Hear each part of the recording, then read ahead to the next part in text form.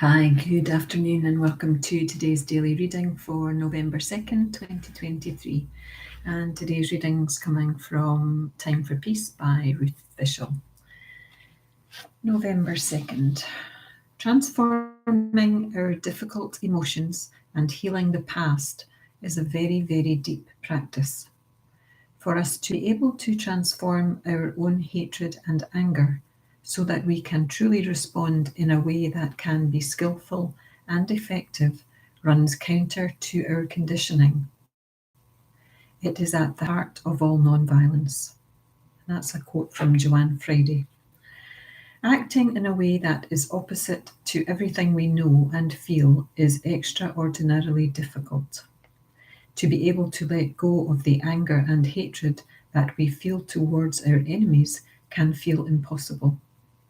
It can take more than time and intention.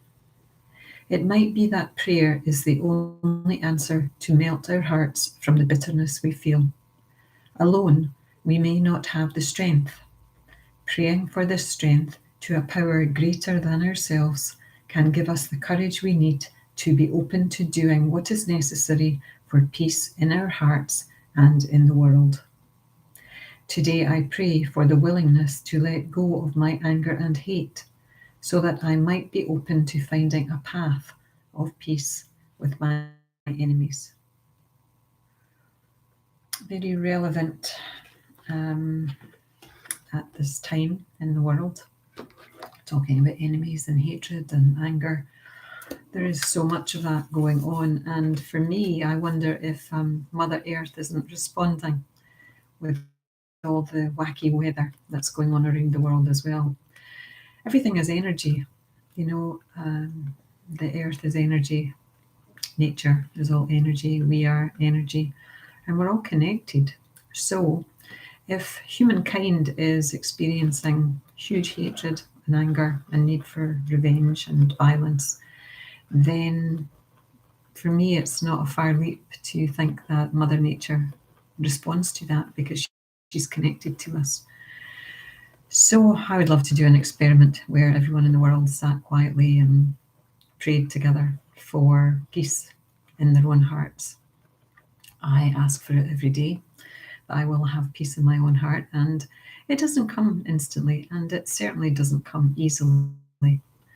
I still have blue fits, I call them, because the air is blue. Just ask my husband. And whilst I can rein it in fairly quickly nowadays, I still experience it. I still experience the hatred that I feel, the intensity of it. And I have my batch flower remedies to help me with that hatred. And I'm very, very glad I do. And I've come to understand how some acts of violence can happen because of the flare up of hatred and irrational thought processes when it comes to taking revenge for something that was done to you or to someone that you love. The batch flower remedy holly, I'm just going to touch on that now, has, I say to people, it saved me from going to prison, because it's the remedy that I take when I feel that intense hatred. And it's usually sparked by something very small that's not worth going to prison for, but the intensity of it is huge. So I march upstairs and I take a couple of drops of holly, and then I stay away from the culprit or the recipient of my hatred. And I usually take another couple of drops of holly, and then it's gone. My hatred is gone.